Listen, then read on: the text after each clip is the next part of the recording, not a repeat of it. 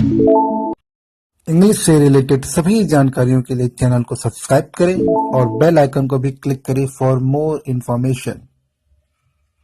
Hello दोस्तों, चलिए start करते हैं आज का वीडियो। आज के वीडियो में जो बात करने वाले हैं वो बात करने वाले हैं क्लास 9 के इंग्लिश सब्जेक्ट का सप्लीमेंट्री सेक्शन का लेसन 5 का द हैप्पी प्रिंस। इसको मैंने 2 पार्ट में बनाया, मतलब कि 22 क्वेश्चन थे, इसलिए इसको 2 पार्ट बनाना पड़ा क्योंकि बहुत लंबा वीडियो बन जाता है। इसीलिए इसको हम 2 पार्ट बना रहे हैं। इस पार्ट में हम 10 क्वेश्चन देखेंगे, फिर अगले पार्ट में हम नेक्स्ट 12 क्वेश्चन देखेंगे। चलिए देखते जाए पहला क्वेश्चन। कुछ क्वेश्चंस के आंसर हो सकते हैं 25 वर्ड से ज़्यादा हों, कुछ से कुछ थोड़े कम हों, तो आप अपने हिसाब से भी इम्प्रोवाइज कर सकते हो। आप अपने टीचर को ही फॉलो कर सकते हो, आप ये भी फॉलो कर सकते हो जो मैंने बताया है।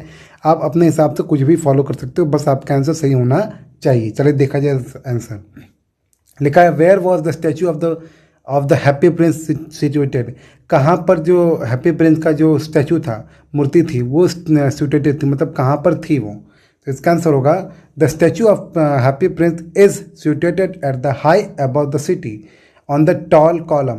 टॉल कॉलम मतलब कि मान लो शहर का जो सबसे ऊंचा हिस्सा होता है, वहाँ पर एक टॉल कॉलम पे, एक टॉल कॉलम मतलब होता था एक टॉल हिस्से पे, एक लंबे हिस्से पर प्रिंस हैप्पी प्रिंस का जो स्टैचू था वो क्या था, सिचुएटेड था, यानी वहाँ पर स्थित था। कोई भी चीज़ अगर वो नॉन लिविंग होती है या स्थिर होती है, उसके लिए हम सिचुएटेड वर्ड का यूज़ करते हैं। Second question, how was the statue. Statue कैसा था, right in your own words, अपने शब्दों में लिखिए। तो नॉर्मली आप बुक का ही लिखते हो, बस अपने शब्दों में थोड़ा उसको और अच्छे तरीके से आप पिरोते हो और अच्छे तरीके से उसको लिखने के प्रयास करते हो। तो इसका आंसर होगा the statue of was gilded all over with thin leaves of fine gold. मतलब गिल्डेड मतलब होता है वो ढका हुआ था या उस पर कवर चढ़ा हुआ था। किसका कवर चढ़ा हुआ था, सोने का। तो thin leaves of fine gold यानी कि एक तरीके से बोल सकते हो कि परत चढ़ी हुई थी सोने की। For eyes he had two bright sapphires, दो बोल सकते हो कि जो होता है सैफरिन, हीरा जैसा, उसको हम सैफरिन कहते हैं। मुझे एग्जैक्ट वर्ड याद नहीं आ रहा है। हीरे जैसा होता है, उसको हम बोलते हैं मोती से बोलते हैं।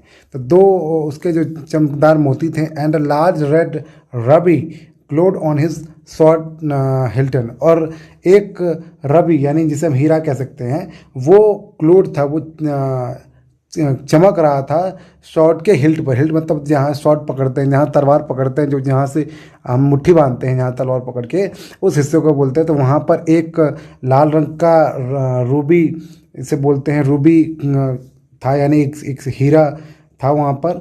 और उनकी आंखों में क्या थे, 2 क्या बोलते हैं उसको, अभी मैंने बताया आपको, सैफरिन मतलब मोतियाँ थी बोल सकते हो। ठीक, तो ये इसका आंसर होगा।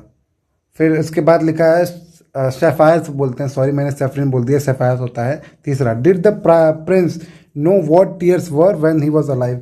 क्या प्रिंस जानते थे कि जब कि आंसुएं क्या होती हैं जब वो जीवित थे। क्या वो जानते थे। इसका आंसर होगा no, the prince did not know what were tears. नहीं, प्रिंस नहीं जानते थे कि टीयर्स क्या होते हैं व्हेन ही वाज अलाइव, जब वो जीवित थे। ठीक। Fourth question, what did the prince see in the seamstress room. Seamstress room यानी जो काम करने वाली महिला थी, उसके रूम में उन्होंने क्या देखा। ठीक है, तो उन्होंने देखा, क्या देखा, the prince seamstress was embroidering flowers on a satin gown for the loveliest of the queen's maid of the honour in the seamstress room. मतलब इसका पूरा मतलब यही है कि जो महारानी, ध्यान दो, महारानी की जो नौकरानियाँ थीं उनके ऑनर में, या महारानी के ऑनर्स में, महारानी के लिए जो सीमस्ट्रेस जो महिला थी, सीमस्ट्रेस मतलब बोलते हैं जो बुनने वाली महिला होती है उसको, तो वो बुनने वाली महिला अपने एक माला बुन रही थी जो फ्लावर का, फूलों का बना हुआ था। तो इसका मतलब पूरा ओवरऑल मतलब ये है कि जो प्रिंस ने क्या देखा सीमस्ट्रेस रूम में। तो प्रिंस ने देखा कि वो जो सीमस्ट्रेस जो हैं वो अपने रूम में, यानी सीमस्ट्रेस रूम में रानी के लिए या रानी के नौकरानियों के लिए वो क्या बना रही हैं, वो गाउन बना रही हैं। गाउन मतलब माला बोल सकते हो या कपड़े बना रही है बोल सकते हो। ठीक है, दोनों हो सकता है।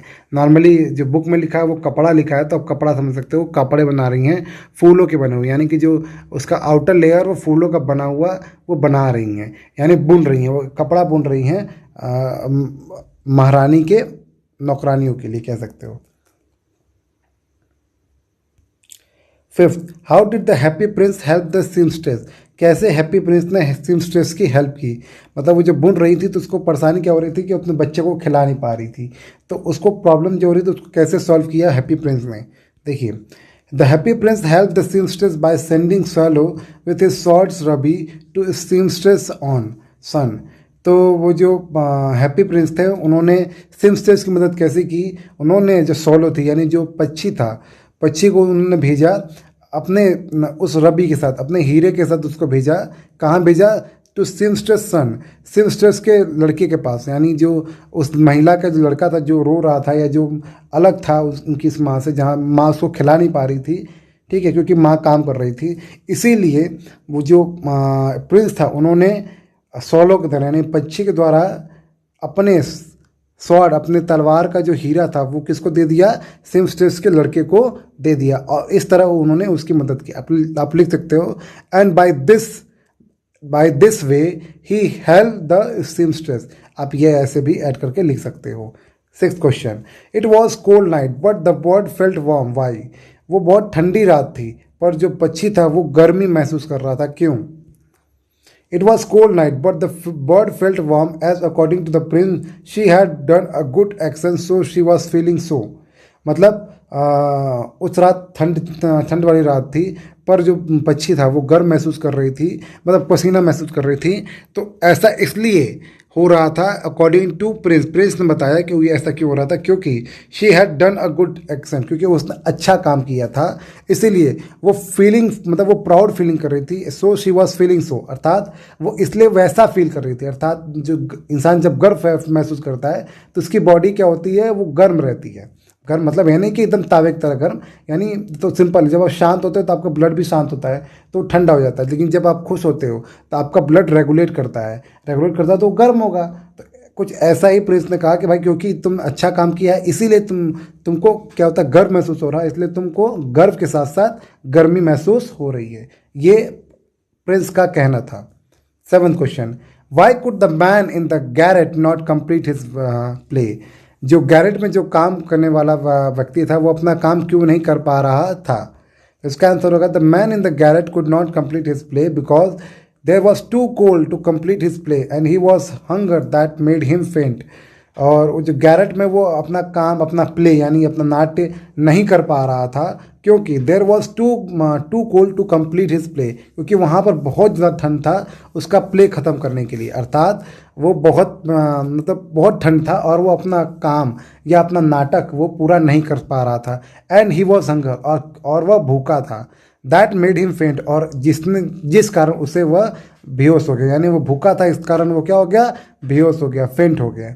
ठीक है, तो इसका क्या मतलब है, वो काम क्यों नहीं कर पाया, क्योंकि वहाँ पे बहुत ज़्यादा ठंड थी और इसी कारण, क्योंकि वो भूखा था इस कारण वो क्या हो गया, मूर्छित हो गया, बेहोश हो गया। 8th question, it was cold night but the bird felt warm, वो ठंडी रात थी पर जो पक्षी था उसने गर्मी महसूस की, क्यों। तो the man in the garret was help by the prince as he send his rare Saif.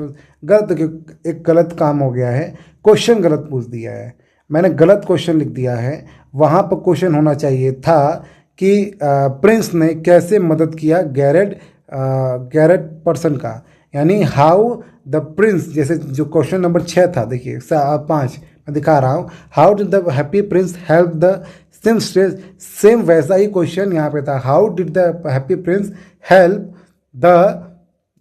The garret man या द मैन।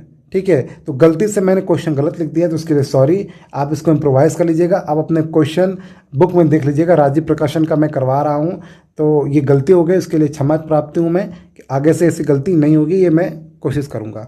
इसका आंसर सही है, the man in the garret was help by the Prince. Garrett में जो काम कर रहा था उसका हेल्प किया प्रिंस ने। As he send his rare sapphires of his eyes through the swallow, यानी पक्षी के द्वारा जो राजा ने, सॉरी प्रिंस ने, राजकुमार ने उस गैरेट में रहने वाले व्यक्ति की मदद की। कैसे मदद की, अपने रेयर, बड़े ही रेयर, मतलब जो बहुत कम जगह मिलते हों ऐसे सैफायर, ऐसे बहुमूल्य, उन्होंने अपने सैफायर बनने में क्या बताया था, सैफायर मतलब होता है कि मोती जो अपनी आंखों की मोती थी, बहुत फेमस मोतियां होती हैं, उनको उन्होंने क्या किया, दे दिया। किसको दे दिया? गैरेट मैन को। मैं फिर से रिपीट कर रहा हूँ, लिखा the man in the garret was held by the prince as he send his rare sapphire of his eyes through the shallow. तो जो गैरेट मैन में जो काम कर रहा था व्यक्ति, जो प्ले कर रहा था, जो बेहोश हो गया, उसकी मदद प्रिंस ने कैसे की? प्रिंस ने अपने जो आंखों के जो मोतियां थी उसने दे दिए। किसको दे दिए? गैरेट में काम करने वाले व्यक्ति को। कैसे दे दिया? थ्रू द स्वेलो के द्वारा, क्योंकि वो तो मूर्ति थी।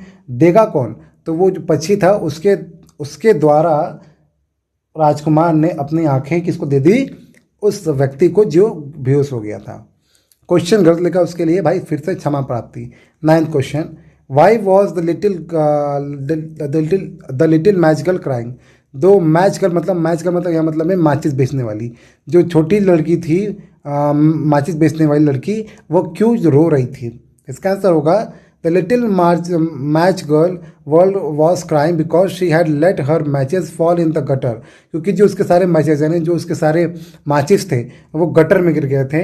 And her father would beat her, और क्योंकि उसके जो मैचेस मतलब जो माचिस थी वो गटर में गिर गए थे, उसके पिता उसे मारते हैं। If she does not bring home some money, अगर वह कुछ पैसे लेकर नहीं जाती घर तो उसके पिता उसे मारते। इसलिए वो रो रही थी क्योंकि उसके जो मैचेस यानी जो तिल्लियाँ थी वो गटर में गिर गई थी, और अगर वो पैसे लेकर घर नहीं जाती तो उसके पिता उसे मारते, इसलिए वह रो रही थी।